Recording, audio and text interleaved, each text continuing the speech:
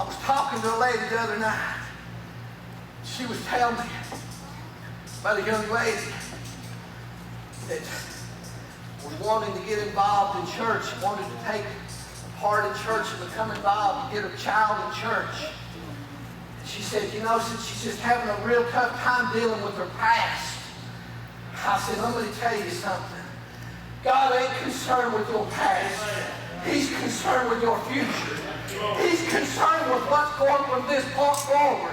He's concerned about eternity. He's concerned about where you're going to spend it.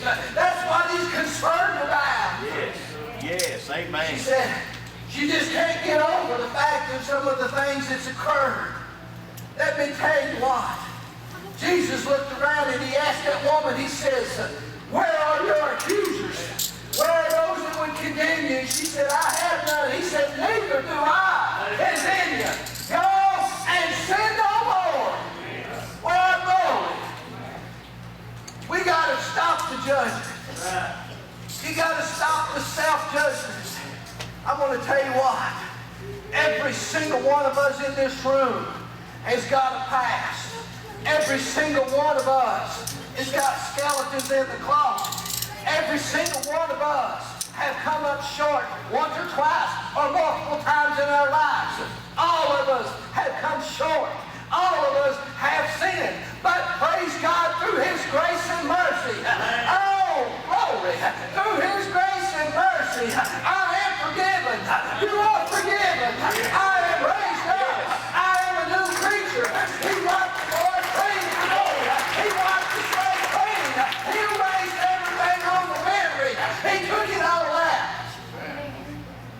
You know, nowadays in this technology, you know, they got computers, everything's done on the computer. You know, and I was old school. When I went to school, we had one telephone in the building. As in the office.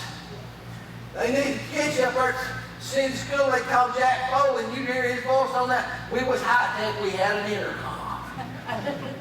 You can tell they put that thing on, you know he's live. So somebody fixed to say something. They say, so-and-so sent him to the office. That could be good, that could be bad. Whew. Might be on your way down there to get warmed up with them. Go down there, they had one telephone. I got kids nowadays in my room, everybody in the room's got a cell phone. They'll come on and they say, Mr. Mullins, I need to keep my cell phone in my pocket. Well, in my school, it's against the rules. You got to keep them in the locker. You know, certain times they can get them out. Some people say, well, I just don't understand that. Well, let me tell you. When you got a 13-year-old that's pretty bright, especially with that technology, and they can video the test off the board, they can take pictures of the answers, and they can send them to their buddies in the next class. I hear they are. I got them all. So we did all kinds of things to eliminate that stuff, you know. Trying to keep one step ahead of them. They're pretty smart. Some of them in the room looking at me like, you're on to us. But I'm thinking about technology. You know, they've got computers and they've got a memory and they can store all of this stuff. Things of the past, records, information, all kinds of things they can store and they can pull it up. You know, sometimes people, they do things illegal on those and they think, well, I've erased it, and then they'll bring some genius in and he says, oh, we can retrieve it. We can pull that information up. They just thought they erased it, but within them, in the depths of that computer, this guy who's the genius can pull all of that information and retrieve it back. Let me tell you something. God don't retrieve your past. God don't pull it out after it's erased and it's forgiven. He don't pull it up again and say, oh, I found this little tidbit back in the memory banks, back in the storage. I want to run this by you. You remember when you did this? Let me tell you, that's a lie. That is not God. The devil may throw it up, but I'm going to tell you what, God won't. God don't bring it up. Amen. Stop judging yourself. We got to stop it. Boy, if we could just get that out of churches today. Get it out of the congregations. My third point here. You know, Jesus didn't just say you're forgiven. He just didn't say where's your accusers, but here's the key words that he said. When he looked at her, he said, where are those accusers? And she says, nobody's accused me, nobody's condemned me. And he says, neither do I condemn thee. But he said, go and sin no more. Let me repeat that. Go and sin no more. We've got to pull ourselves up and realize He's forgiven us from it. He's pulled us up out of the mess. Now let's not go back and wallow in the mud again. Let's not get back in it. You know, pigs, you get them out, you can have them in a pen, you can have a big mess right there. You can take them out and clean them up, put them back in that lot, and they go right back to watering where they was at before. Just as nasty as ever. You know, I think about some of my dogs. I've got one that likes to get out and water in as my mama would say, corn, okay, whatever that is. And they'll find something and they give her a bath and let her out, and in 5 minutes she comes back and she looks like she's watered and got it all over, black stuff everywhere, stinks like a skunk. And you're like, what in the world's wrong with you? We just cleaned you up, took care of you, got you a bath, and now you're trying to get nasty again. You know, you ever notice that your dog will go out, they'll find a dead animal and want water on it. I'm thinking, what in the world wrong with that? I thought they had better sense than that.